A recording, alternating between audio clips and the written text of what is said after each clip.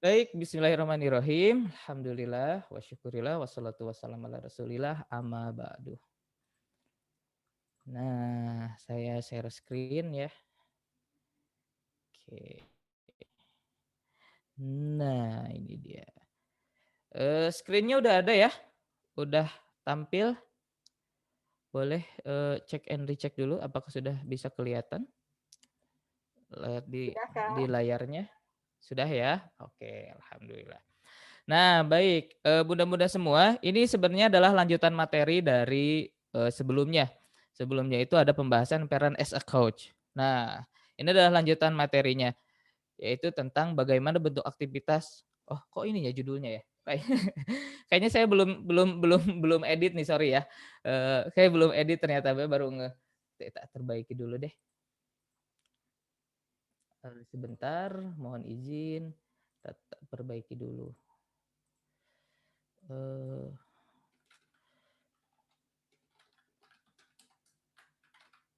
Nah, ini kan enak ya.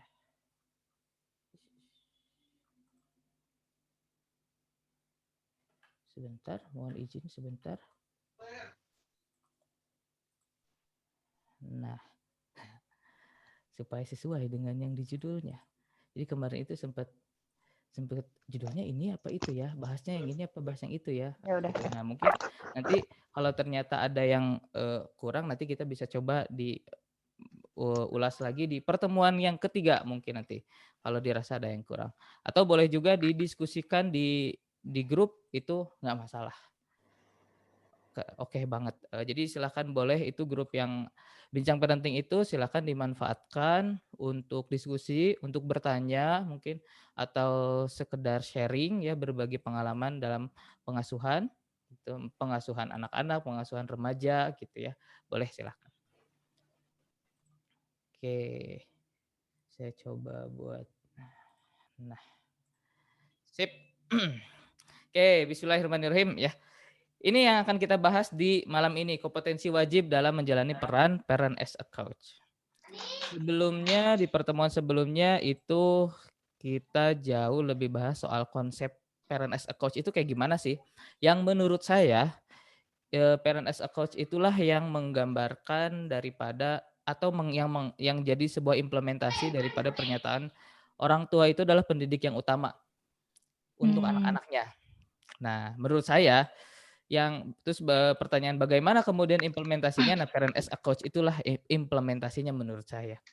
Nah, pertemuan sebelumnya itu kita bahas soal konsepnya tuh kayak gimana sih parent as a coach itu. Nah, sekarang kita akan lebih jauh Ambilin dalami bukunya soal dong, Bang. kompetensi Itu yang yang tebel di wajib meja yang dimilikinya, HE, Home Education. kompetensi yang wajib dimilikinya itu seperti apa gitu ya, kompetensi yang wajib dimiliki untuk menjalankan peran as a coach itu, dan bagaimana nanti kompetensi ini dijalankan atau diaplikasikan dalam, kita menjalani parent as a coach ini. Oke. Oke. Ish, ini saya, bagi yang baru bergabung perkenalkan nama saya Budi, biasa dipanggil Kak Budi gitu ya. Saya saat ini alhamdulillah diamanahi oleh Allah untuk menjalankan sebuah lembaga pelatihan remaja namanya Tala Kembara, dan saya juga aktif dalam meng-coaching remaja gitu ya. Ada private, coach, dan ada juga tim coaching yang saya pegang, dan saya juga yang menyusun desain pembelajaran di Tala Kembara gitu. Oke, itu ya, sekian, dan ini nomor HP saya, ini nomor email saya, barangkali ada butuh silahkan. Oke, sedikit kita mengulangi, konsep atau pembahasan dari parent as a coach itu kayak gimana sih gitu ya, gitu. Dan sekali lagi kalau ada yang mau ditanyakan atau mau berpendapat atau mau tanya kurang jelas langsung aja ya diajukan, nggak masalah. Nah, bunda-bunda semua, kita pasti semua yang ada di sini pasti punya yang namanya goal, ya. Bunda-bunda semua yang hadir di sini insya Allah pasti dalam kehidupannya memiliki sebuah goal, punya tujuan hidup begitulah ya. Atau entah itu goalnya dalam jangka panjang ataupun goal dalam jangka pendek. Goal itu bisa kita sebut dengan hasil. Hasil dari apa? hasil dari atau konsekuensi dari apa yang kita lakukan. Oke, goal itu adalah konsekuensi dari apa yang kita lakukan. Kalau kita melakukan hal A, maka kita akan mendapatkan hasil A. Dan kalau kita melakukan hal yang lain, katakan hal B, maka bisa jadi itu tidak akan mengantarkan kita pada goal A. Justru akan mendapatkan hasil B, gitu ya. Nah, perilaku ini atau behavior ini yang kita lakukan ini, itu sumbernya pertama dari sumber internal atau disebut juga dengan kompetensi yang dimiliki. Kompetensi itu ada apa saja? Kompetensi itu umumnya ada 3 ya, KSA biasa disingkat, knowledge, skill, attitude. Tapi di sini saya belajar dengan guru saya lebih menekankan untuk menggunakan KSM, knowledge, skill, dan motif katanya. Karena motif ini lebih mudah untuk di diukur dan diintervensinya katanya gitu. Nah, kalau di talent mapping itu kalau nggak salah ya, ini kebetulan ada Bunda Wening juga nih dari talent mapping. Kalau nggak salah di talent mapping itu bahkan ada 4 kompetensi itu. Eee, Task itu disingkatnya, knowledge, skill, attitude, dan talent. Begitu ya Bunda Wening ya? Itu mohon dikoreksi kalau saya kurang tepat gitu ya. Kalau dari yang saya tahu gitu ya dari Abah Rama itu kompetensi itu ada 4 bahkan. Knowledge, skill, attitude, sama talent kalau kalau nah di sini saya sebut aja ada 3 ya, knowledge, skill, motif. Nah, dari kompetensi ini keluarlah jadinya behavior gitu. Contohnya gimana? Contohnya begini deh. Ketika kita punya goalnya itu adalah hafal juz 30, juz amma, itu jadi goalnya. Goalnya adalah hafal juz 30. Maka behavior apa yang harus dilakukan? Yaitu untuk bisa hafal juz 30 apa yang harus dilakukan? Yaitu adalah menghafal tentunya. Ya, kalau diuraikan itu harus ngafalin dulu sendiri misalkan, terus kemudian harus setoran, harus, murojaah gitu ya, pengulangan dan lain-lain, itu behavior yang dilakukan. Nah, tentu untuk bisa menghafal itu, untuk bisa menghafal sendiri, untuk bisa store itu, ada kompetensinya dulu yang harus dipenuhi. Dia pertama katakanlah kompetensi dari knowledge-nya itu harus tahu cara membaca huruf hijaiyah. Ini alif, ini ba, ini ta gitu ya. Ini sa, ini tahu gitu. Skill-nya dia harus bisa membacanya. Harus bisa membaca huruf hijaiyah. Gitu ya. Makhrajnya, terus kemudian panjang pendeknya dan lain-lain. Dan terakhir dia juga harus punya motivasi untuk menghafalnya. Gitu. Nah, maka ketika ini semua sudah dimiliki, insya Allah kompetensinya akan keluar.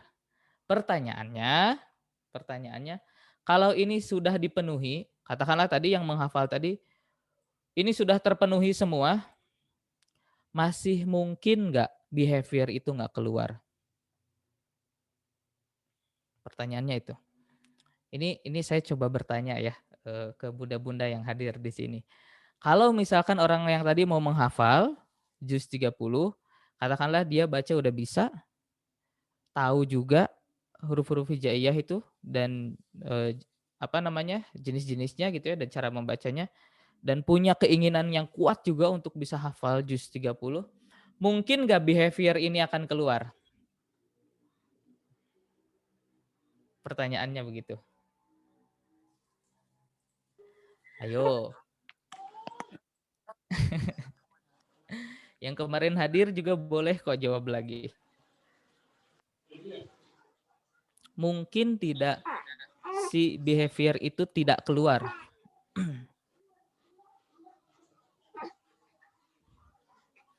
Oh, Bunda Cici nih ya. Mungkin katanya.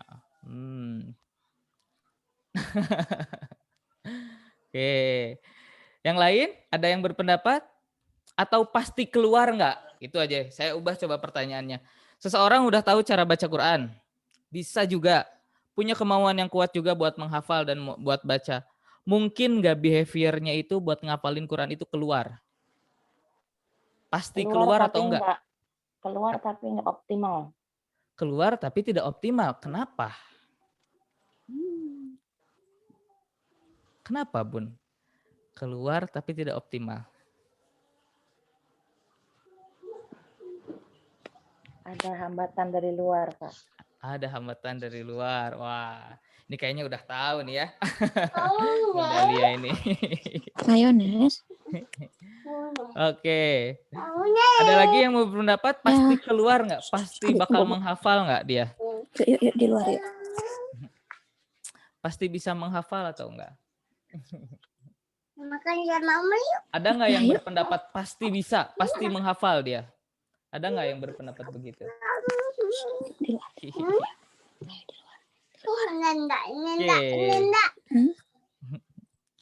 Nah, terima kasih ya buat bunda-bunda yang sudah bantu menjawab dan yang kemarin ikutan juga. Ketika kompetensi itu udah terpenuhi, udah tahu cara bacanya, tahu bisa juga dan punya keinginan kuat juga buat menghafal, itu belum tentu behaviornya akan keluar. Karena kita tidak boleh melupakan satu faktor lain, yaitu adalah obstacle atau faktor eksternal. Gitu, faktor eksternal. Yang memungkinkan behavior itu nggak keluar. Contoh gini, faktor eksternal. Dia udah tahu cara bacanya. Dia bisa. Dia punya keinginan yang kuat juga. Ketika mau setoran sama gurunya gitu ya. Setorannya itu sama ada teman-temannya juga. Teman-temannya ini gangguin fokusnya, bahkan ngebecandain gitu. Ngebully bahkan yang bikin dia tuh jadinya tidak nyaman, merasa tidak nyaman untuk setoran Quran di sana tuh gitu. Karena ada teman-temannya yang ngebully dia gitu. Dan akhirnya karena itu terjadi, behavior-nya nggak keluar gitu. Perilakunya itu nggak keluar, nggak bisa ngehafal karena ada faktor eksternal. Begitu ya. Kemarin waktu pertemuan lalu saya coba analogikan kayak Gojek gitu kalau pekan lalu. Gojek misalkan punya golnya itu adalah harus bisa memuaskan pelanggan. Cirinya apa? Cirinya adalah dapat bintang 5. Maka apa yang harus dilakukan oleh si driver Gojek ini? Harus rapih. Rapih itu artinya harus pakai baju, jaket, sepatu gitu ya, celana, pakai helm 2 gitu ya. Dan melakukan senyum, salam, sapa 3S itu. Dan menjemput dengan tepat waktu. Itu supaya dapat bintang 5. Kita training nih, di training kan, dikasih tahu caranya gimana, diajarin juga buat bisa dandan, diajarin juga buat senyum, salam, sapa, dan dia juga punya keinginan yang kuat buat bisa dapat bintang 5 karena bonusnya gede. Tiba-tiba ketika mau pergi ngejemput customer, hujan gitu ya. Bajunya basah. Ketika bajunya basah, parfumnya hilang wanginya. Telat juga karena macet atau banjir gitu ya. Akhirnya behavior itu nggak keluar gitu. Perilaku yang tadinya mau mau dilakukan untuk nyampe goal itu jadinya nggak keluar. Nah itu ya. Jadi ada 2 faktor yang mengakibatkan behavior keluar itu ada 2 faktor. Pertama faktor internal atau disebut juga dengan kompetensi ya kalau di sini dan ada faktor eksternal juga, obstacle gitu. Nah, ranah di sini jadi, ada 2 faktor ya, pertama kompetensi sama, ada 2 ranah juga. Pertama dalam hal kompetensi, yang kedua untuk mencapai goal itu adalah ranah menghadapi obstacle itu. Nah, di sini itu ranahnya training. Dan di sisi lain itu ranahnya coaching. Gitu.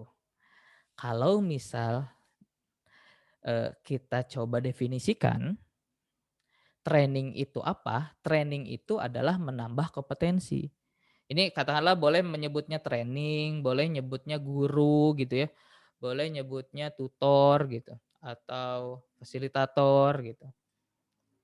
Apapun itu yang dia dalam aktivitasnya menambah knowledge, melatih skill atau menambah motivasi, itu berarti di sana ranahnya training atau ranahnya belajar lah gitu atau ranahnya trainer gitu. Dan dalam proses kalau udah eksekusi ngejagain supaya behaviornya tetap keluar dan bisa kuat dalam menghadapi obstacle-obstacle, itu ranahnya coaching. Orangnya disebut coach. Kalau misalkan kita tarik, parent as a coach itu apa? Parent as a coach itu adalah orang tua sebagai coach yang ngejagain anak supaya behaviornya tetap keluar dan berhasil ngelewatin obstacle-obstacle yang ada di depan mata gitu. Supaya bisa nyampe goal, begitu. Misal, contoh lagi. Goalnya kita coba tarik ke goal yang jangka panjang. Kita ambil dari sudut pandang agama misal. Goalnya itu adalah pengen masuk surga. Apa yang harus dilakukan supaya bisa masuk surga? Behavior apa yang harus dilakukan kira-kira?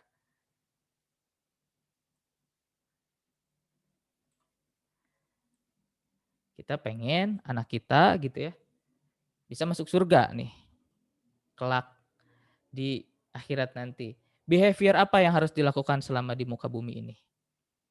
Boleh bantu jawab.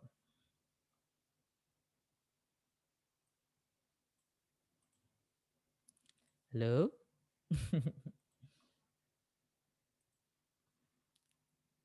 Halo? Nurut sama orang tua behaviornya. Oke, harus nurut sama orang tua. Harus melakukan semua yang diperintahkan oleh Allah dan melakukan semua yang dilarang oleh Allah. Oke. Rajin ibadah. Bisa dispesifikan nggak bentuk ibadahnya itu apa? Contoh aja. Banyak kan ya ibadah itu, contoh aja, contoh. Yang gampang, sholat, puasa gitu ya. Rajin berdoa, zakat gitu ya. Itu behavior yang harus dilakukan. Nah pertama-tama supaya behavior itu bisa keluar, katakanlah si anak itu bisa sholat, dia harus tahu dulu kan tentu. Cara sholat itu gimana, kompetensinya harus punya dulu. Harus tahu dulu sholat itu apa, kayak gimana gitu ya. Dan harus bisa yang pasti. Harus bisa melakukan dulu. Kita ajarin, kita coba kasih contoh, terus minta buat praktekin, dibetulin, dikoreksi kayak gitu ya. Dan tentu kita juga harus beri motivasi juga. Baik bangun kesadaran-kesadaran kayak gitu. Dan mungkin ada kompetensi satu lagi ya kalau dalam hal dalam agama khususnya agama Islam itu yaitu iman gitu ya. Ada satu kompetensi. Meskipun kayaknya iman tuh bukan kompetensi deh ya. Nah, kita ada satu lagi lah katakanlah di sini. Namanya iman gitu ya. Karena kalau ngelakuin itu semua tanpa iman juga nggak percuma juga gitu.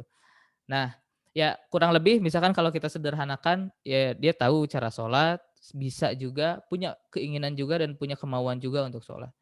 Dan ketika itu udah kita lihat, oh, udah nih udah oke nih ya, udah bisa, yuk mulai lakukan sholat wajib 5 waktu. Ini belum tentu ini keluar, belum tentu. Kadang gitu ya, terkadang muncul satu acara televisi di TV yang itu tuh acara kartun misal. Kartunnya itu adalah kartun yang ditunggu-tunggu si anak. Wah, udah tuh. Obstacle tuh kan. Gak fokus. Jadi pengennya nonton dulu gitu ya. Atau ada temennya ngajak main. Atau tiba-tiba mau ke masjid hujan. Sendalnya gak ada. Dan segala macamnya itu obstacle.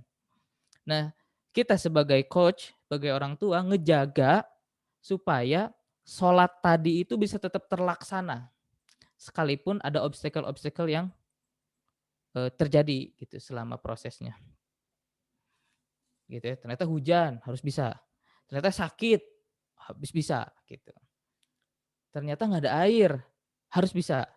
Kayak gitu, itu salah satu contohnya. Bentuknya gitu. Jadi peran as a coach itu adalah orang tua berarti ngejagain gitu ya. Definisi dari coach itu adalah menjaga supaya bisa nyampe ke goal gitu. Dan kenapa saya katakan ini, kaitannya dengan kaitannya dengan implementasi orang tua sebagai pendidik utama, karena artinya orang tua nggak sekedar fokus di sini aja. Seringkali saya temuin orang tua tuh fokus di sini aja. Nggak orang tua sih, sebagian besar juga. Bahkan kadang saya juga gitu sih. Udah diajarin, udah tahu gitu. Udah pernah diliatin, dikasih contoh, tapi kok nggak dilakuin sih gitu. Tapi kita seringkali nggak ngelihat sini. Atau nggak ngejagain, nggak ngemonitorin gitu. Supaya behavior itu tetap keluar. Tidak memastikan. Pengennya tuh udah dikasih tahu, udah diajarin, langsung bisa, langsung lancar behaviornya. Nah itu tuh. Saya juga gitu sih sebenarnya. Gitu. Jadi maksudnya orang tua sebagai pendidik itu kata saya itu gitu. Menurut saya ya, as a coach, dia ngejaga supaya goalnya itu bisa tercapai. Goal apa? Terserah. Apakah goal goal jangka pendek gitu ya, lulus SBMPTN, misalkan lulus SD, lulus ujian, UN misalnya gitu, atau bisa skill tertentu, atau bisa nantinya kelak dia bisa mengejar cita-citanya kayak gitu goalnya, atau goal jangka panjang, apapun lah itu goalnya, kita ngejagain, kita memonitorin untuk bisa si behavior itu tetap keluar gitu. Oke, sampai sini ada yang mau ditanyakan boleh? Saya cek chat dulu bentar. Bunda Wening, wah Tadinya Kak, kesindir. Aduh punten ya Bun ya kalau sindir. Boleh silahkan Bunda Lia. eh, berarti untuk mencapai goal itu sebenarnya orang tua tuh harus jadi trainer dulu ya. Trainer dulu baru jadi coach gitu ya, Kak. Benar Oke. nggak? Eh mungkin gini sih ya, ketika, nemu satu kendala, ketika behavior itu nggak keluar dan nemu satu kendala, kemudian kita coba ngajarin dia, ngajarin si anak, gini loh yang kamu lakukan" katakanlah gini, "Yang kamu lakukan tuh salah harusnya gini loh." Terus kita ajarin, itu berarti kita ganti topi gitu jadi trainer. Nah, untuk jadi trainer ini sebenarnya ya boleh kita yang jadi trainer, boleh juga di-outsource. Boleh coba kamu tuh belajar sama dia, coba tuh kamu, berguru sama itu gitu ya, di-outsource atau bermitra kita dengan pihak ketiga gitu. Tapi kalau misalkan, saya tahu nih, saya bisa ngajarin, ya nggak masalah, berarti itu kita ganti topi jadi trainer gitu dan itu nggak masalah nggak masalah. Yang penting goalnya itu nyampe. Gitu Bunda. Mau jadi trainer boleh, enggak juga nggak apa-apa. Mau di-outsource boleh, enggak juga nggak masalah. Nah, dari Bunda Devi nih ya di chat. Berarti behavior ini menjadi kebiasaan begitu ya, Kak? Hmm, kalau dalam kasus tadi eee, yang kita kita lihatnya gini aja paling nanti, bentuk behavior-nya itu apakah seperti itu, long lasting, terus-menerus, ya berarti itu harus jadi kebiasaan gitu. Tapi ada juga kan yang misalkan untuk nyampe goal itu behavior-nya itu tidak sama selamanya. Katakanlah goal-nya itu adalah anak itu pengen jadi seorang bisnismen kata. Dan kita ngobrol nih sama anak, kita diskusi, "Kamu cita-cita mau jadi apa?" "Aku pengen jadi pebisnis nih, Mah," gitu ya. "Boleh, yuk, mau bantuin," gitu ya, "mau jagain nih buat kamu bisa nyampe goal sana." Kan behavior buat jadi bisnismen tuh banyak ya. Mungkin bisa mulai dengan cara belajar, berjualan misalkan. Habis berjualan, cobain magang. Habis magang, cobain bikin bisnis sendiri gitu ya. Udah bisnis sendiri, wah banyak banyak banyak banyak, coba ngurusin tim, coba ngurusin promosi, coba ngurusin, perizinan dan segala macamnya, coba produksi, coba bermitra, berkolaborasi. Itu kan banyak ya behavior-nya, gitu, banyak behavior-nya dan itu bukan suatu yang kebiasaan, bisa jadi yang terus gitu step naik naik naik naik naik naik bisa kayak gitu. Tapi kalau misal kayak tadi contoh menghafal atau sholat, itu bisa jadi behavior-nya karena itu terus harus menerus melakukan, ya bisa bisa jadi itu jadi sebuah kebiasaan, gitu. Tapi kalau kalau sholat tuh kalau nggak salah bukan pembiasaan ya, tapi istiqomah ya. Kebetulan di sini ada Teh Nabila. Teh Nabila betul nggak ya saya? Mohon koreksinya. Gitu. Menurut saya ya. Gitu. Mohon koreksinya kalau keliru. Dari Bunda Audian ya, agak persis contoh ngapal Quran ini Kak. Saya menemui obstacle saat anak saya pindah dari SDIT sekolah Islam terpadu ke sekolah yang guru-gurunya gak nargetin hafalan. Dan gak banyak penghargaan terhadap yang ngapal Quran dibanding waktu sekolah di Islam terpadu. Nah, itu dia obstacle. Itu dia obstacle. Faktor eksternal kan. Tiba-tiba ketika pindah sekolah, di sekolahnya ini tidak ada targetan hafalan. Akhirnya nggak menghafal juga tuh, nggak keluar tuh. Nah kita sebagai orang tua berarti memastikan gimana nih behavior ini tetap bisa keluar sekalipun ada obstacle, sekalipun pindah sekolah kayak gitu. Contoh sederhananya, begitu ya. Begitu. Ada lagi silahkan yang mau ditanyakan atau disampaikan boleh. Gitu. Oke, saya lihat nih yang sudah hadir. Bunda Heni selamat datang, Teh Nabila selamat datang, Bunda Hestika selamat datang, Bunda Meli, Bunda Fitri, Bunda Dewi, Bunda Vija juga assalamualaikum selamat datang. Gitu.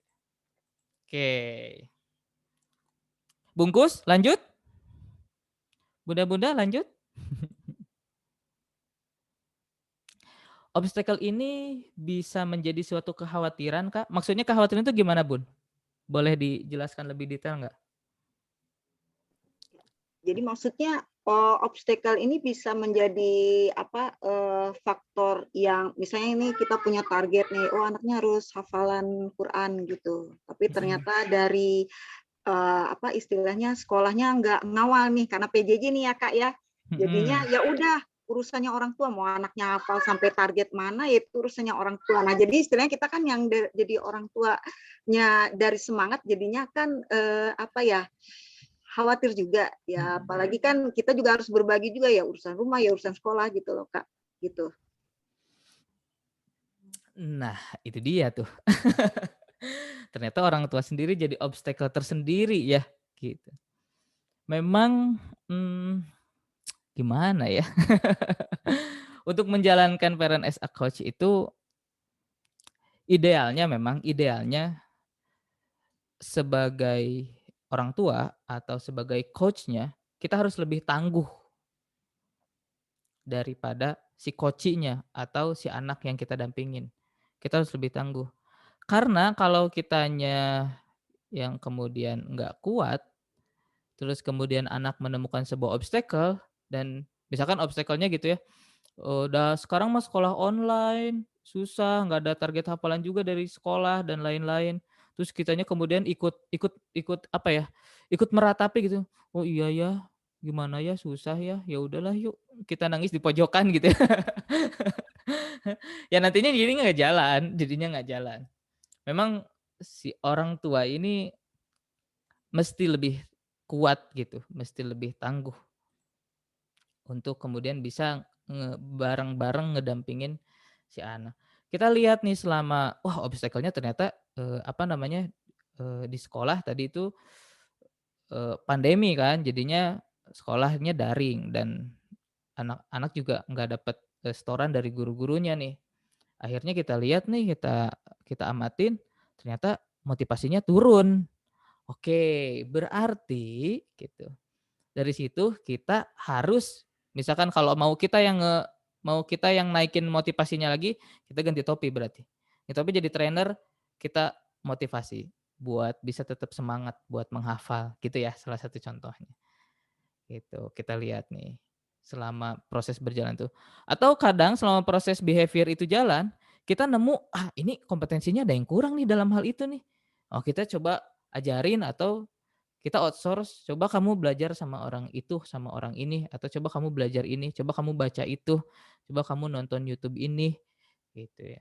Dalam prosesnya itu bisa jadi nemu ternyata kompetensinya yang harus dinaikin, atau bagaimana cara melawan obstacle itu. Itu dia antara dua hal itu aja.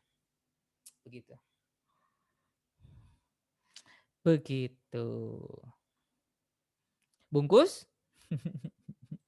Bungkus? Oke. Oke. Nah, kita lanjut ya, bunda-bunda semua. Lantas pertanyaannya untuk bisa menjalankan peran ini, apa nih yang harus kita kuasai nih? Kita sebagai orang tua ingin menjadi coach untuk anak-anak itu, apa nih yang harus kita kuasai?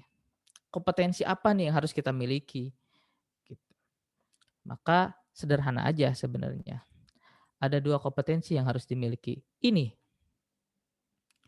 observasi dan feedback. Oh ini sorry saya salah ya, apa namanya, harusnya wah ini berarti nggak fokus waktu itu saya bikinnya banyak yang salah. Harusnya begini. Nah, jadi di feedback, observasi, observasi ke feedback, feedback, observasi, terus saya gitu muter gitu. Bentuknya itu observasi ke feedback. Waktu itu saya pernah bahas di beberapa Zoom parenting yang sebelumnya, pertemuan-pertemuan sebelumnya bahwa observasi dan feedback itu adalah seperti 2 sayap burung. Jadi nggak bisa dipisahin salah satu. Kita nggak bisa ngasih feedback tanpa observasi terlebih dahulu. Gitu. Dan kalau hanya sekedar observasi tanpa ngasih feedback, ya nggak akan jadi progres juga.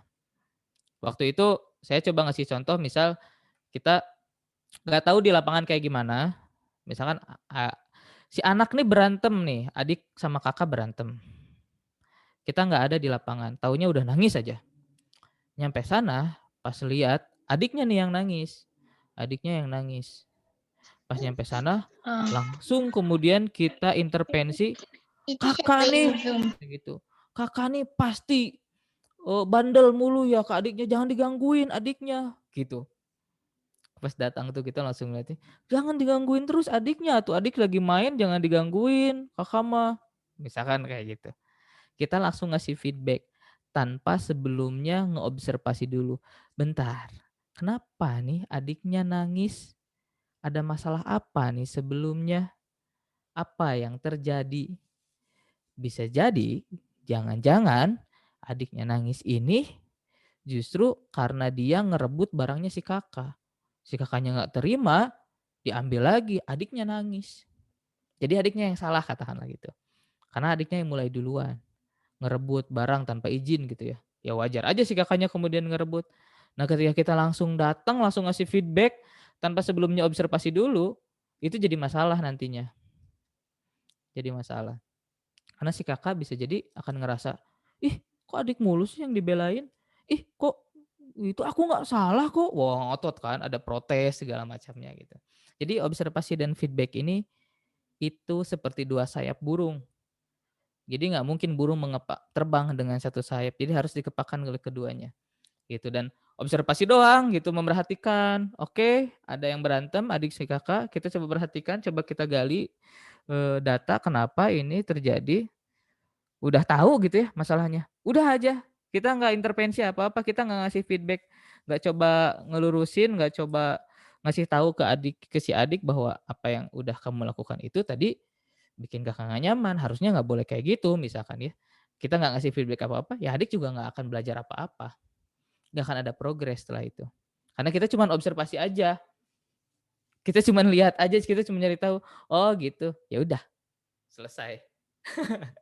Udah aja gitu. Jadi ini tuh seperti 2 sayap burung gitu. Oke, saya coba cek di chat ya. Saat melakukan observasi dan ada feedback yang diambil, kalau saya mengubah goal di tengah jalan nggak apa-apa ya Kak, misalnya menurunkan pencapaian hafalannya, disambi meningkatkan motif internal dan menjaga dari obstacle tadi. Boleh, boleh.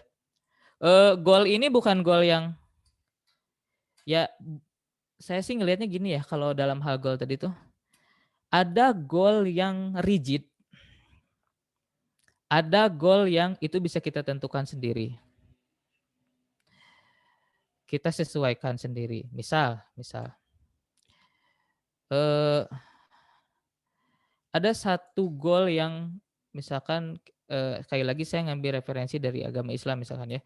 Ada satu goal yang sudah Allah tentukan kepada para hambanya, yaitu adalah kamu harus bisa masuk surga, katakanlah gitu ya sederhananya. Nah, bagaimana cara kamu bisa masuk surga? Ada behavior yang udah rigid, wajib dilakuin. Sholat, puasa, zakat, kayak gitu. Itu wajib. Tapi ada juga ibadah yang itu diberikan keleluasaan untuk hamba-hambanya mau memilih yang mana.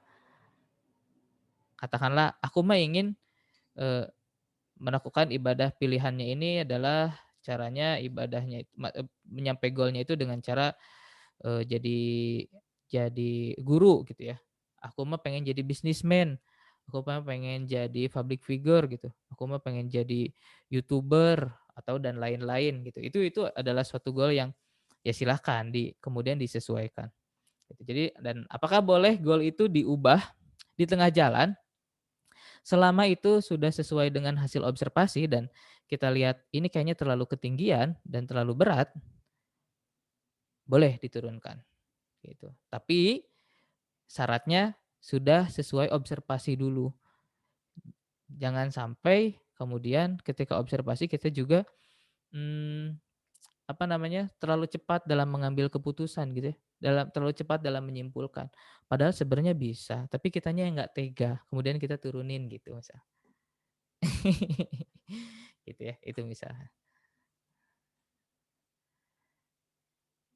Nah, lantas bagaimana prosesnya, bentuk aktivitasnya untuk menjalankan kedua bagaimana implementasinya dalam menjalankan kedua kompetensi ini? Begini, bunda-bunda semua. Ketika anak kita sedang eksekusi behaviornya itu, goalnya tadi terserah apa aja. Pekan lalu bahkan kita lebih terbuka ya, lebih luas goalnya ini. Bisa goalnya ini adalah katakanlah goal kehidupan gitu, goal cita-cita, goal top down, misalkan goal dari keluarga, sang ayah gitu ya, yang punya visi keluarga yang kemudian diturunkan ke anak-anaknya. Atau goal yang bisa dari si anaknya sendiri yang coba kita gali, pengennya apa, mau kemana kita bantu. Atau goal yang itu bisa dielaborasi gitu, dicampurkan, dikolaborasikan antara orang tua dan anak. Atau goal dari pihak ketiga, dari konsep kah, dari materi, dari teori, dari apa gitu ya. Gitu. Nah, bagaimana bentuk aktivitas dari dua kompetensi tadi? Pertama, ketika si anak mengeksekusi, melakukan behavior itu yang sudah kita sepakati, oke kamu punya goal ini, yang pertama harus kamu lakukan ini, lakukan. Ketika anak lakukan itu, maka tugas kita adalah mengobservasi. Kita mengawasi, menggunakan helikopter view. Kalau bunda-bunda yang pertemuan sebelumnya hadir, itu saya sebutkan bahwa dua hal yang tidak boleh dilakukan as a coach itu. Yang pertama adalah ikut main, gitu ya, ikut main di lapangan. Dan yang kedua adalah gagal. Artinya bukan gagal, artinya adalah bertanggung jawab, turut bertanggung jawab dalam keberhasilan mencapai goal. Contohnya, ketika pemain tim sepak bola sedang bermain, pelatihnya itu ada di mana? Ketika tim sepak bola bermain, pelatihnya ada di mana? Di luar lapangan. Di luar lapangan. Ngapain? Apa yang dilakukan pelatihnya, Bun? Mengamati jalannya permainan. Nah, kenapa harus diamati? Supaya sesuai dengan goal. Goalnya apa memang? Mencetak gol sebanyak mungkin. Nah, mencetak gol sebanyak mungkin. Oke. Atau bisa kita sederhanakan, goalnya adalah menang. Di pertandingan itu harus menang, itu goalnya kan. Nah, ketika pertandingan berlangsung, betul tadi kata Bunda Lia sama Bunda Cici ya, pelatihnya ini ada di luar lapangan mengawasi jalannya permainan. Memperhatikan apakah strategi ini udah berjalan sesuai rencana, gimana nih para pemain mengeksekusi strategi ini, apa nih yang kurang. Terus lihat orang lain juga tim lawan pakai strategi apa. Ngelihat obstacle. Oh, ternyata ada ini nih, ternyata orang lain menggunakan strategi A gitu, dan strategi yang udah kita susun nggak mungkin nih buat bisa menembus strategi itu. Kadang kan si pelatih pas lagi istirahat coba ganti strategi atau ganti, di tengah-tengah permainan bisa ganti strategi, masuk pemain cadangan, masuk ini gitu. Nah, kalau dilihat dari gambaran ini, yang dilakukan oleh pelatih adalah selama eksekusi adalah mengobservasi. Kita mengawasi, memonitor proses eksekusi itu, nggak lepas, gitu ya. Apanya yang diobservasi? Yang diobservasi ada 3 hal. Saya sederhanakan ada 3 hal gitu ya. Pertama, apakah eksekusi ini mengantarkan ke gol? Gitu. Ketika observasi kita berusaha buat menjawab 3 pertanyaan ini, si pelatih itu. Boleh juga nanti si gol ini pertanyaannya juga dijawab bareng-bareng boleh. Apakah sudah dieksekusi sesuai rencana? Apa yang kurang? Apa yang perlu diperbaiki? Apa yang perlu direvisi? Apa yang perlu ditambah? Contoh lagi. Tadi ketika si anak kita coba ingin hafal Quran di juz 30 gitu ya. Ketika si anak lagi menghafal, ketika lagi setoran, nggak lepas gitu aja gitu. Kita mengawasi, kita mengobservasi gimana proses hafalannya, gimana proses setorannya. Dengan cara dia proses setoran itu dia bisa mengantarkan dia ke gol nggak? Bagaimana dia proses setorannya? Apakah dia udah sesuai dengan yang kita ajarkan? Kalau memang udah diajarin gitu ya. Apa nih yang kurang? Apa nih yang perlu diperbaiki? Apa nih yang perlu direvisi dan ditambah? Pertanyaan ini pastikan terjawab ketika melakukan observasi. Boleh dijawab bareng-bareng dengan anak. Misalnya kalau anaknya sudah remaja gitu ya, sudah enak diajak diskusi. Si anaknya punya cita-cita, katakanlah pengen jadi bisnismen tadi. Kita coba ketemu sambil santai gitu ya, sambil makan malam, sambil nonton gitu. Kita ngobrol, gimana proses jualannya gitu. Misalkan kita nanya kayak gitu. Ada hambatan apa? Kayak gitu ya. Terus kita liatin selama proses dia berbisnis itu, kita liatin, oh ini kayaknya kalau terus kayak gini nih gak bakalan laku nih jualannya nih. Oh, berarti itu kita nemu ada yang kurang kayak gitu. Terus kita coba dalam observasi itu, kita coba obrolin. Kayaknya kakak kurang ini deh. Kalau jualannya dengan cara kayak gitu, kayaknya gak bakalan laku deh. Coba jualannya kayak gini. Gitu ya, karena hasil observasi. Dan dari observasi ini kita melakukan feedback. Ketika ngelakuin itu teh. Apanya yang di feedback? Ini 3 hal. Feedbacknya itu berupa 3 hal. Apresiasi, koreksi, evaluasi. Kalau eksekusinya ini udah sesuai, kita lihat apakah eksekusinya ini udah mengantarkan ke gol dan sesuai dan bagus banget di eksekusinya, kita apresiasi. Kalau ada yang kurang, kita coba koreksi. Gitu.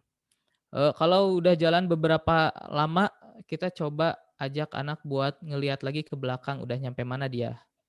Gitu. Itu evaluasi berarti. Kalau misalkan itu udah selesai di situ gitu ya, bukan merupakan sebuah pembiasaan si eksekusinya itu, tapi yang bentuknya naik bertahap kayak gitu. Oke, ini udah selesai. Kita ngapain nih berikutnya nih supaya bisa nyampe ke gol? Nah ya, kenapa harus tak jawab? Gitu Nggak ya. ada terserah itu mereknya. Nggak ada yang pergi kemana-mana bingung. Begitu. Dan atau kita lihat kita nemu nih selama eksekusi, oh ada kompetensi ternyata yang kurang, si anak belum tahu ini. Berarti kita bisa kita bisa ngejawab pertanyaan kompetensi apa yang harus ditingkatkan gitu. Coba kamu belajar ini, coba kamu belajar itu. Coba kamu lakuin project ini. Coba kamu bikin project itu. Begitu. Sehingga harapannya dari hasil observasi kemudian diberi feedback itu terjadi sebuah progres menghantarkan menuju goal dari behavior tadi itu. Gitu. Dan terus itu dilakukan observasi, feedback, progres, observasi, feedback, progres sampai ke goal. Begitu. Sampai sini ada yang mau ditanyakan?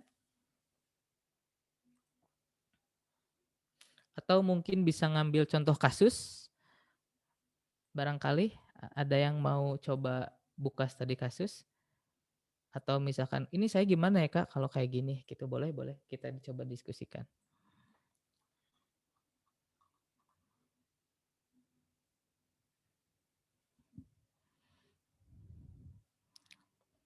Silahkan, boleh di mute, boleh di unmute. Sampai sini ada yang mau ditanyakan atau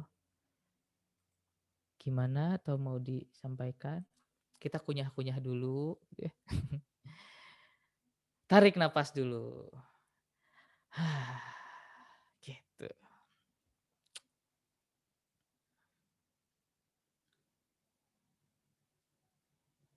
Begitu. Ini jelas apa blas ya? Saya khawatirnya blas nih malah. Jelas sambil diendepin dulu, Kak. Lagi diendapin dulu ya. Oke, silahkan.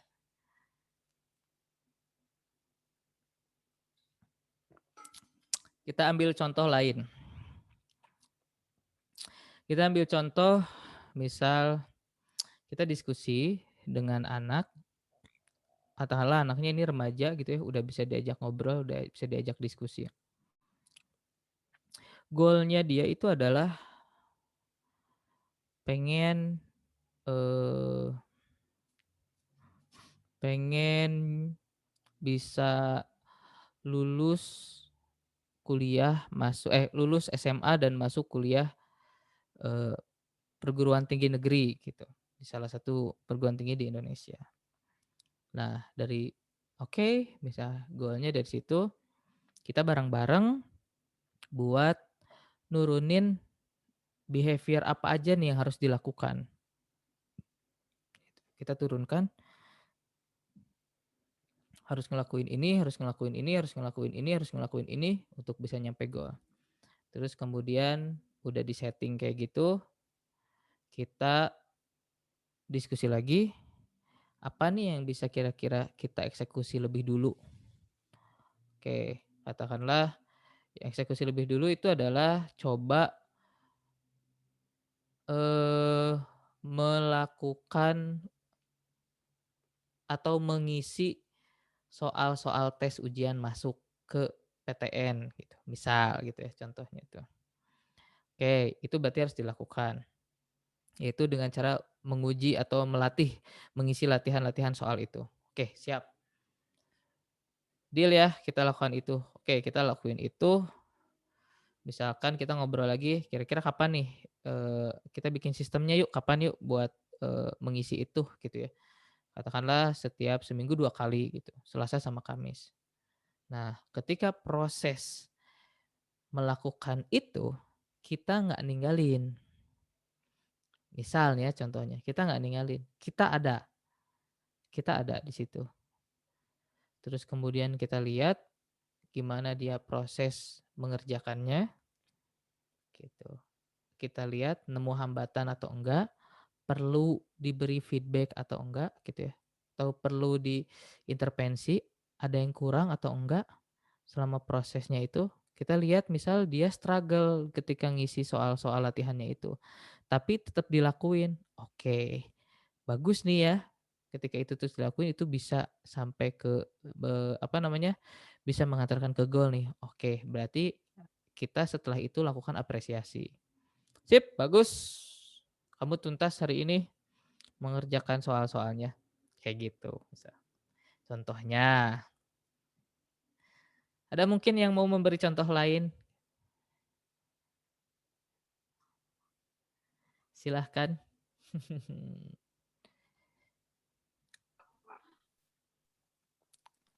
Kak Budi. Boleh? Bismillahirrahmanirrahim. Jadi dengar cerita Kak Budi, contoh itu tadi ya, kalau mengerjakan soal, terus berhasil, kita beri apresiasi. Maksudnya si anak bisa mengerjakan sesulit apapun gitu ya, ternyata dia bisa menempuh.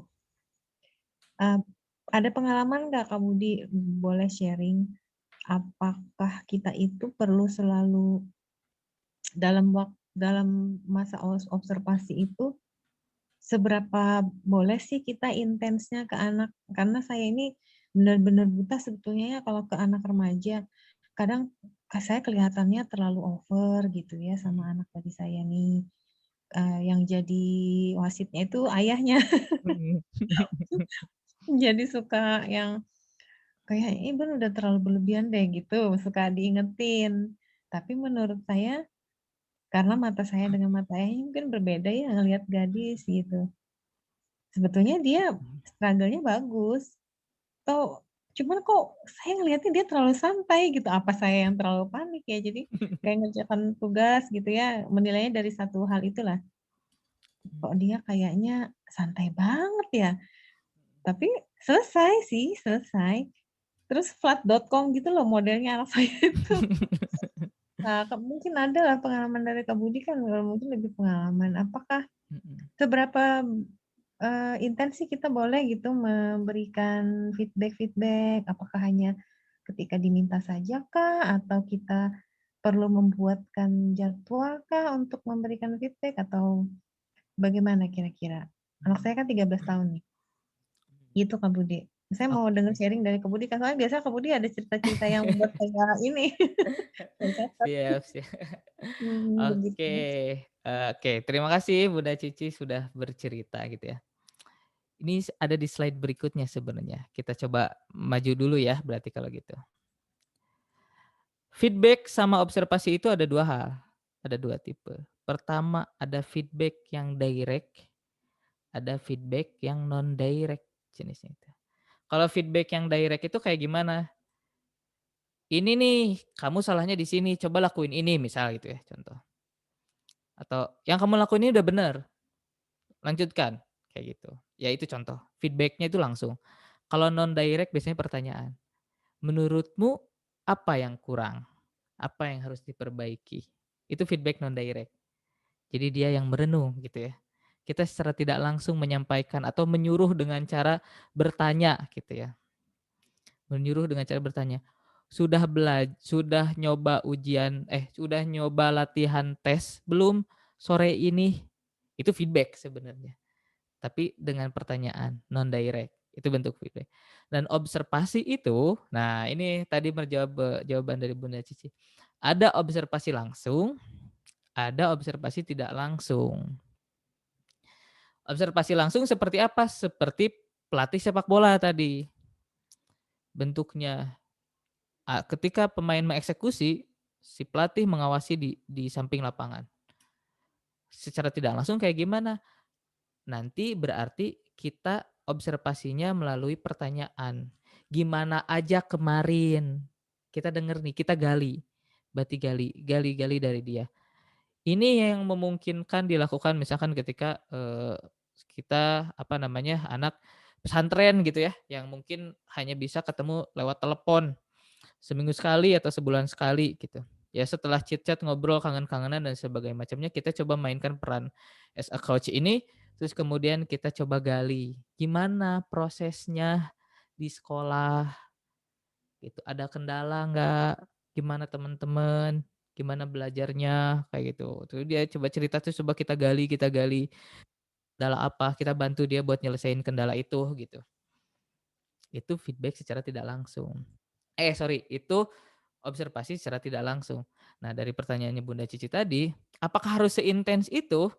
Ya nanti disesuaikan dengan apakah itu kita waktunya untuk kita memungkinkan buat bisa observasi langsung, silahkan. Kalau misalkan kita lihat, oh ini dalam hal ini si anak juga udah oke, udah bisa mandiri gitu ya. Karena orang-orang anak-anak remaja itu kadang udah bisa udah bisa jalan sendiri dengan eksekusinya dia gitu, dengan mandiri.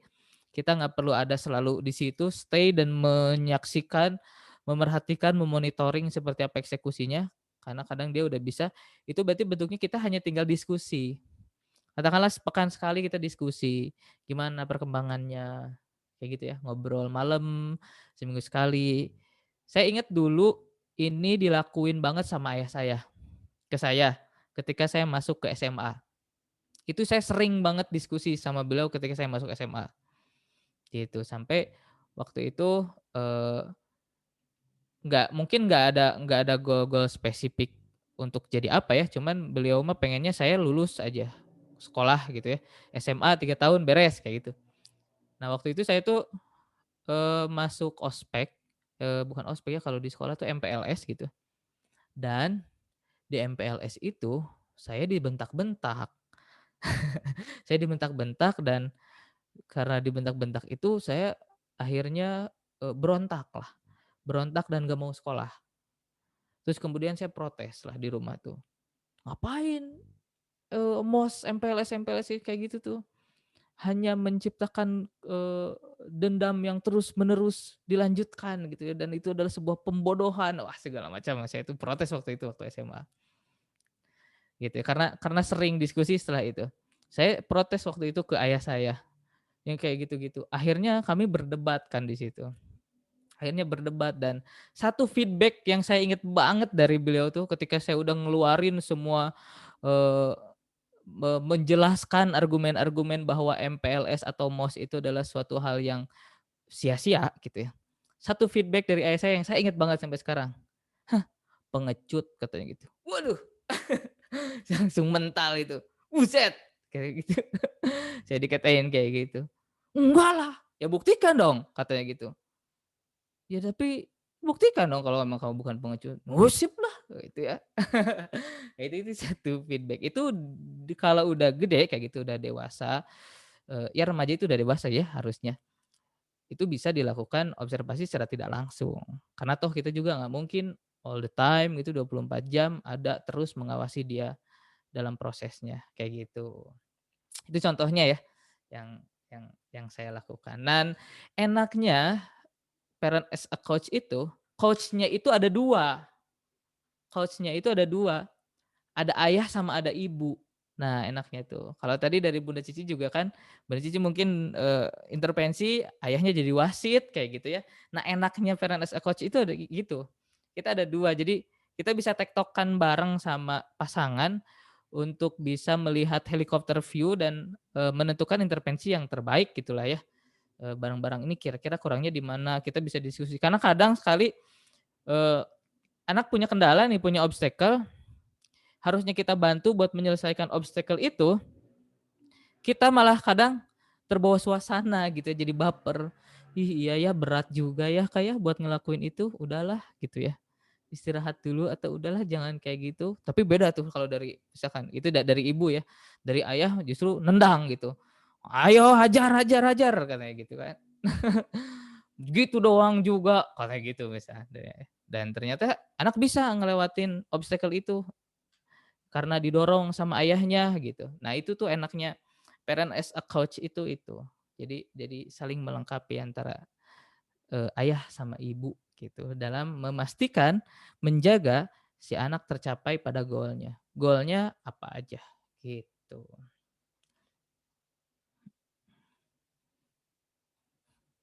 Gitu ya. Maaf Kak Budi, Boleh, boleh. mau nanya, yang tadi kan remaja, maksudnya kita udah bisa enakan lah gitu, bisa dua arah gitu. Kalau yang anaknya masih SD 10 tahun, 11 tahun, berarti harus keduanya ya, itu feedbacknya gitu, caranya direct dan non direct gitu, Kak Budi. Nah dalam nge-coaching itu yang saya pahami ada 2 spektrum nih Bun. Spektrum kanan sama spektrum kiri lah katakanlah sederhananya gitu. Spektrum kiri itu adalah di mana ketika proses eksekusi kita benar-benar awasin. Kita awasin, kita monitoring, ada yang salah langsung kita betulkan di situ gitu ya, kita koreksi di situ juga, kita pastiin itu benar-benar dilakukan terus gitu ya, ngejaga, habit kayak katakanlah ngejaga habit untuk terus dilakukan gitu. Itu selama itu ada di spektrum kiri. Nah nanti lama-kelamaan, dikit demi sedikit ketika tanggung jawabnya udah kebangun, habit-nya juga udah kebangun, itu bisa tuh pindah ke spektrum kanan yang artinya, dia ngelakuin secara mandiri, kita hanya observasi secara tidak langsung. Kita hanya bentuknya diskusi, kita hanya feedback-nya non direct gitu, itu bisa kayak gitu. Makin sini, makin gede, ketika anak udah makin gede. Dan menurut saya sejalan banget ya dengan kalau nggak salah ucapannya Sayyidina Ali gitu ya. Ketika 7 tahun dari 7 sampai 14 itu perlakukan anak seperti tahanan gitu. Oh, iya, Seperti iya, tahanan. iya. Itu berarti dimonitoring bener tuh. Tahanan gitu kan Ah, Dari bangun sampai tidur tuh dimonitoring bener tuh. iya, Nanti iya. ketika udah mulai kebangun habitnya baru kita pindah ke spektrum kanan terus kemudian kayak dia lakuin sendiri kita bentuknya diskusi aja. Iya, baru bisa dilepas gitu berarti ya, Kak. Ya baru bisa dilepas lah kurang lebih. Sekalipun bukan dilepas ya. Karena kalau kan kita harus ya, kita harus ngejagain kan kalau as a coach itu. Iya, iya. Tapi mungkin lebih ke yang itu tadi nggak harus memonitoring terus 24 jam gitu sih. Itu Bunda. Oh iya, makasih Kak Budi. Sama-sama. Gitu. Oke. Saya coba cek lagi di chat ya. Gimana cara menyampaikan feedback hasil observasi pada anak, tapi kadang anak malah bilang, iya, aku juga tahu. Oh. Nah, coba dengan feedback non-direct gitu, Bun. Mungkin ya, kalau memang kondisinya kayak gitu, mungkin bisa aja coba dengan feedback yang non-direct. Oke, udah tahu berarti kira-kira salahnya di mana gitu. Kira-kira kelirunya di mana, harusnya gimana. Oh gitu, ya sok lakukan, buktikan. Kayak gitu, misalkan kita tantang aja, kita challenge. Ya udah buktikan. Bisa nggak? Gitu, misal ya, gitu misal. Misalkan nggak bisa, tuh kan kata mama juga nggak bisa. Gini kira dengerin. Itu bisa. Ya caranya kemudian nanti disesuaikan dengan karakter sendiri ya, karakter ayah bunda sendiri kayak. Karena kan kalau saya kayak gitu, saya tuh dulu jadi dengan ayah saya kayak gitu. Kalau saya tuh ya tadi aja ketika mosnya nggak mau dikatain udah pengecut katanya gitu kan. Caranya memang gitu. Tapi ya itu cara, nanti disesuaikan aja dengan mungkin karakternya atau mungkin saya mah gini gayanya gitu ya. Gitu. Begitu Bunda. Mudah-mudahan menjawab. Oke. Ya beda cara ya. Suka riweuh. Oh Bunda Cici suka riweuh, suka gagal dan akhirnya santuy bisa berhasil. Nah betul enaknya tuh gitu. Enaknya itu. Tapi kadang juga dibutuhkan kan ya keriuhan ibu itu. Kadang juga dibutuhkan. Begitu enaknya betul suami dengan istri itu. Jadi kitanya ayah sama ibunya ada tiki taka gitu ya, ada kolaborasi, ada bareng-bareng memperhatikan gitu. Oke, dari chat nih ya. Bunda Audia, kalau misalnya saya biarkan dulu sampai agak nyuksruk atau kepentok gitu ya, biarkan nabrak dulu gitu ya, dan merasakan konsekuensi sendiri, lalu saya lihat dia udah bisa ambil feedbacknya dan saya observasi lagi di semester 2 udah ada perbaikan, apa saya sebagai ortu hanya perlu observasi kalem aja di sini? Bisa jadi gitu, bisa jadi iya. Poinnya gini aja, Bunda-bunda, poinnya gini aja, ketika kita menjalankan parent as a coach itu, ini aja yang perlu Bunda ingat itu. Nah, tugas orang tua atau bunda-bunda, ayah bunda itu adalah di sini. Ketika menjalankan parent as a coach ya, yang artian ini trainingnya ini bisa di-outsource atau sama kita sendiri. Ketika kita ngelakuin ini, ingatnya adalah satu aja, bahwa kita ngejagain dia nyampe goal. Caranya gimana? Embuh piye carane? Nggak tahu, terserah. Caranya mau kayak gimana aja terserah. Gitu. Caranya mah. Yang penting nyampe ke goal. Mana cara yang benar? Cara yang benar adalah cara yang berhasil. Cara yang benar adalah cara yang berhasil nyampe goal. Gitu. Karena ada yang bertanya ke saya tuh gini. Waktu itu, Kak, kan pendekatan dalam psikologi itu ada 2 ya. Ada yang apa namanya? Golongan nature gitu. Jadi seseorang itu udah ada bawaan, ada yang nurture gitu atau bentukan dari luar. Yang benar yang mana? Dan harusnya kita megang yang mana gitu. Saya jawabnya gini aja, yang benar yang berhasil udah. Jadi mau caranya itu kita kembangin nature-nya gitu ya, kuatin bawaan dari lahirnya, bakatnya kayak gitu. Kalau memang itu berhasil, ya itu berarti cara yang benar. Kalau dengan cara nurture-nya gitu ya, kita nyiapin dari luar, kita bentuk dari luar gitu. Siapin lingkungannya, kita bentuk dari luar, kita arahkan, dan itu berhasil, ya itu berarti cara yang benar. Gitu. Jadi nggak ada cara yang benar sebelum itu berhasil. Intinya adalah, Mbok ya kita ikhtiar aja lah. Ikhtiar aja lah. Mau gimana aja juga caranya, pastikan itu diniatkan untuk berikhtiar gitu. Nah, nanti kita bakal ketemu caranya berhasil begitu, oh ya begitu berarti. Gitu. Begitu. Jadi mau ditabrakin boleh. Nggak dikasih tahu dulu dari awal, nanti kamu bakal nabrak loh. Kalau kamu lakuin ini, kamu nanti bakal gagal loh. Itu juga boleh gitu ya. Karena kadang-kadang ada yang bisa dengan langsung nurut ketika baru dikasih tahu dulu sebelumnya, ada yang langsung nurut, ada yang memang harus kepentok dulu, harus nabrak dulu untuk ngebangun kesadaran tuh. Ada yang kayak gitu. Ya biarkan nabrak, toh nabrak pun kesalahan yang dilakukan pun itu juga adalah sebuah pembelajaran juga, dan salah satu cara untuk membangun, mengembangkan dan menumbuhkan dirinya gitu. Ketika dia nabrak, melakukan kesalahan, kayak gitu. Ya namanya juga belajar, salah ya nggak apa-apa lah. Gitu.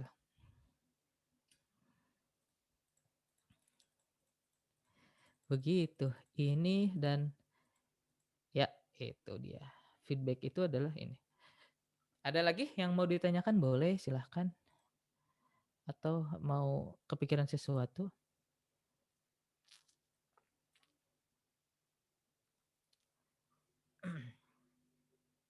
Oh iya, ini nih. Gimana kalau nih Kak, misalkan kita si anak tuh punya goalnya tadi pengen jadi pebisnis gitu ya. Kemudian nemu kendala nih, dan nanya ke kita, "Bun, ini gimana ya? Jualanku kok nggak laku-laku," gitu ya. Ketika kita memberikan feedback, tapi feedbacknya itu tidak mengarahkan pada goal, kira-kira penyebabnya apa? Mari kita berdiskusi. Ketika kita memberikan feedback, tapi ternyata feedback itu tidak mengarahkan pada goal. Bun, ini kenapa kok ya nggak laku-laku? Oh, mungkin kita kasih feedback gitu ya. Oh, mungkin karena orang-orangnya aja nggak punya duit, Kak. Ya udahlah, gitu misalnya. Akhirnya, oh gitu ya. Ya udah deh. Bingung tuh abisnya. Nggak ada progres tuh abis itu. Kira-kira kenapa bisa begitu? Atau misal mungkin nggak kita salah ngasih feedback, yang mana si feedback itu tidak mengarahkan pada goal. Mungkin aja, Kak. Kenapa, Bun?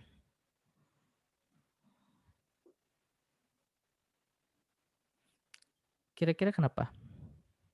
Kalau lihat beberapa hal sih mungkin karena nggak menguasai ya.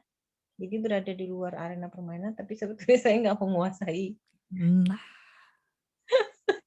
that's absolutely right. Ngaku aja. Kayak gitu kan contohnya ya, contoh simple. Dia nanya soal matematika kan ke saya. Nah saya ini udah sering cerita ke gadis, Bunda tuh nggak suka anak matematika dari dulu. Jadi kalau nanya matematika, kadang kan dia kalau ayahnya nggak ada gitu, Bunda ini gimana ya? Sambil cuci piring, ya Tuhan ya apa ya ini gimana ya Allah ini nggak bisa ini. Jadi coba deh gini, dikasih tahu jalannya, dia malah bingung gitu, tapi hasilnya benar. Paham kan ya kalau kalau Iya, soal iya. matematika itu saya beneran deh. Kalau orang pakai rumus, saya nggak pakai rumus gitu. Ya, pokoknya saya yang penting nyampe aja. Intinya gitu. Kalau ayahnya kan nggak bisa. Kalau matematika harus ada rumus, harus ada jalan, harus ada cara ditunjukin gitu. Nah itu, jadi saya anggap saya nggak menguasai. Jadi nggak mungkin coaching matematika, ada itu mustahil. Setuju banget dari Bunda Desi ini. Maka sebenarnya nih ya, ada satu kompetensi lagi sih sebenarnya yang itu wajib juga dimiliki, yaitu punya pengetahuan mendalam terhadap apa bidang yang kita coachingkan itu ke anak-anak. Karena supaya kita bisa nemu blind spotnya itu, terus mungkin bisa langkah eksekusinya juga betul, strateginya juga betul gitu. Harus itu wajib punya pengetahuan mendalam. Loh kok Kak jadinya susah dong ya gitu ya buat buat nerapin ini tuh. Gini, kalau menurut saya gitu ya. Ketika kita memahami atau menyadari betul bahwa orang tua sebagai pendidik utama, gitu, maka ada satu hal yang wajib untuk kita lakukan. Kita juga harus jadi seorang yang pembelajar.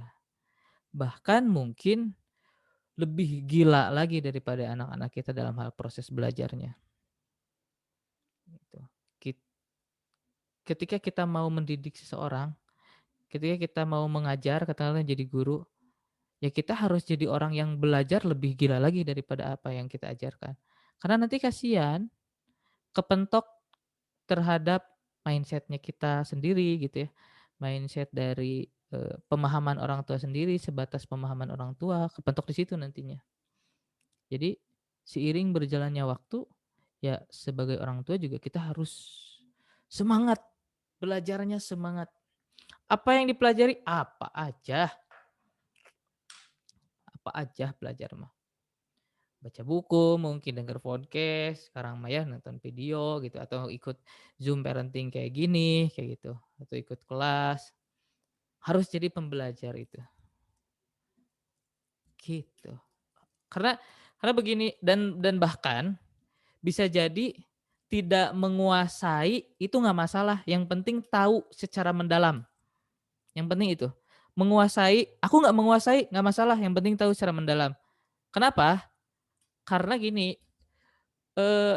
pelatih sepak bola dengan katakanlah pelatih sepak bola dulu MU gitu ya, Manchester United, ketika Cristiano Ronaldo masih di sana. Sir Alex Ferguson itu kalau disuruh tanding main bola sama Ronaldo, udah pasti jagoan Ronaldo lah, udah pasti gitu.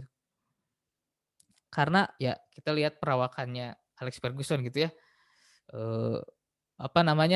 buncit kayak gitu ya, dan pastinya nggak bisa. Tapi kenapa dia bisa membawa MU berhasil? Karena dia tahu secara mendalam, paham apa yang sedang dibawanya itu paham.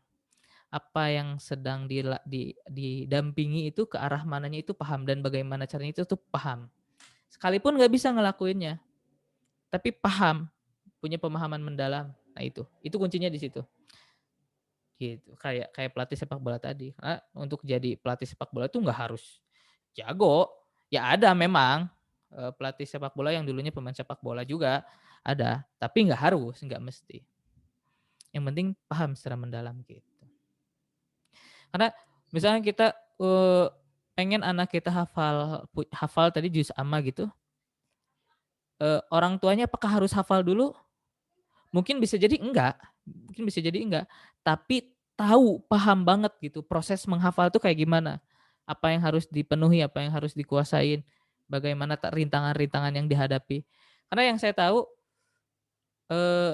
ini gitu ya, saya tuh dulu suka ke Darut Tauhid gitu ya, ada Agim.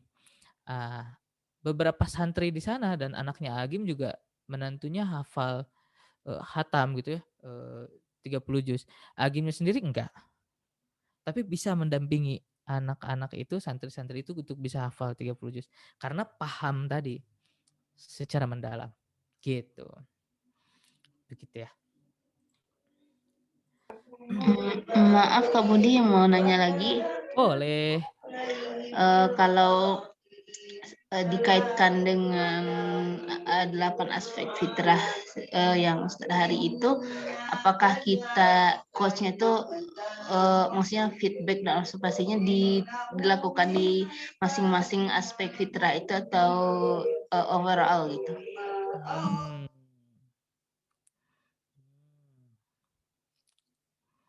Ada yang bisa bantu menjawab mungkin? Adakah di sini yang sebagai praktisi saya khawatirnya saya kurang ini Bun, apa namanya, kurang memahami secara mendalam soal 8 fitrah itu. Pernah baca bukunya tapi, tidak memahami secara mendalam. Jadi khawatirnya nanti saya keliru nih jawabnya. Mungkin bunda-bunda di sini yang hadir adakah yang sebagai praktisioner dari Fitrah Base mungkin bisa bantu menjawab?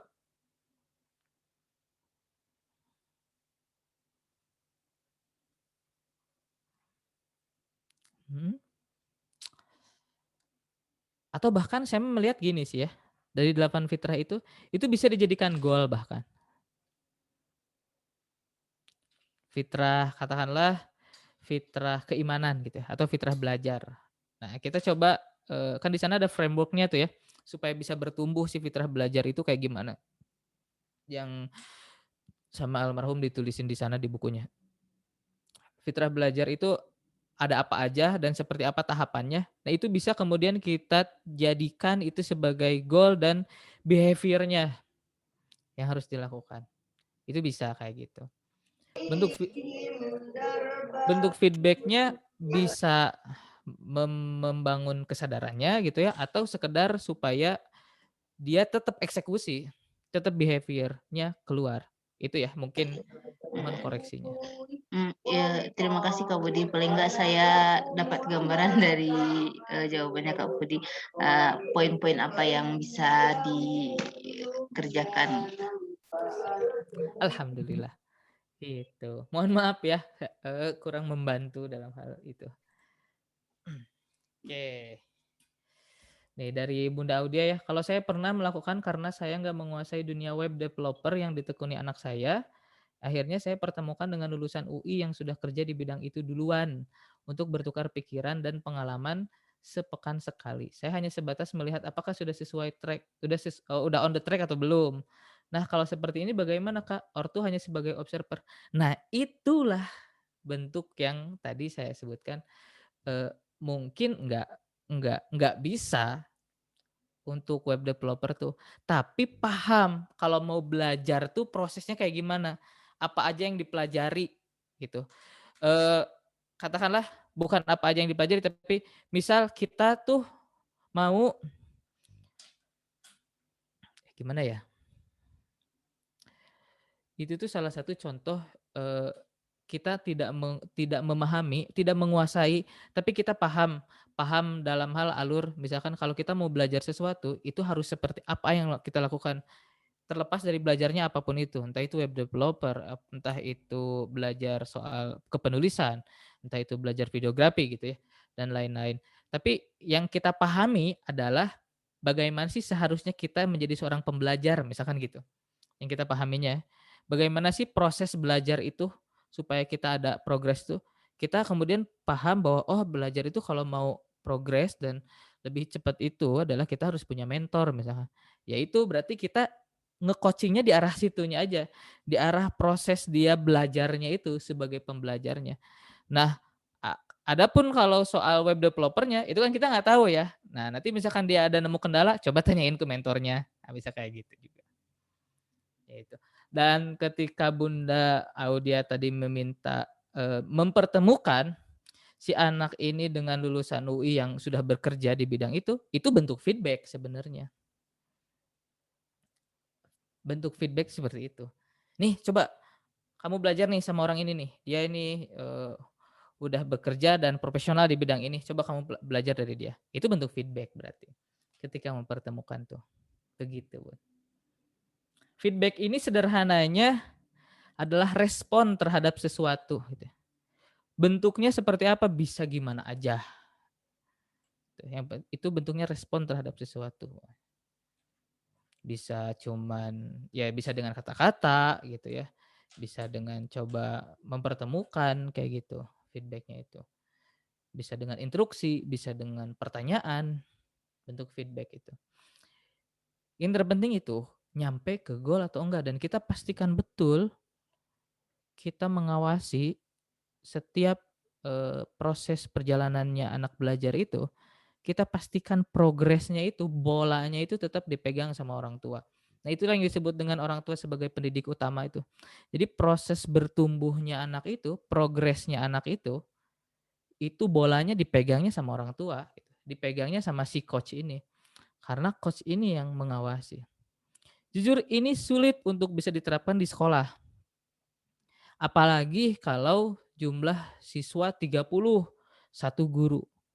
Harus mengawasi progres, memaintain progres orang by orang gitu ya, satu orang selama 30 yang itu memang room dan beda-beda orangnya, jelimet dan bahkan susah juga buat masuknya. Itu agak susah untuk bisa memaintain ini. Makanya kalau di sekolah bentuknya bukan personal, tapi dinamika kelompok yang dilihatnya. Jadi satu kelompok, satu kelas yang dilihatnya. Bukan. Nah, dan yang memungkinkan untuk bisa memaintain progres, mengawasi satu orang itu ya hanya orang tua lah, begitu. Saya ada sih memang saya juga nge-coaching beberapa remaja. Yang itu memang jumlahnya juga nggak banyak. Satu orang, ada yang 2 orang, sekelompok gitu. Begitu. Yang jumlahnya nggak banyak. Karena kalau banyak itu ya begitu. Harus mengawasi, harus dan kadang mungkin perlu intervensi ini, perlu intervensi begitu gitu ya. Begitu.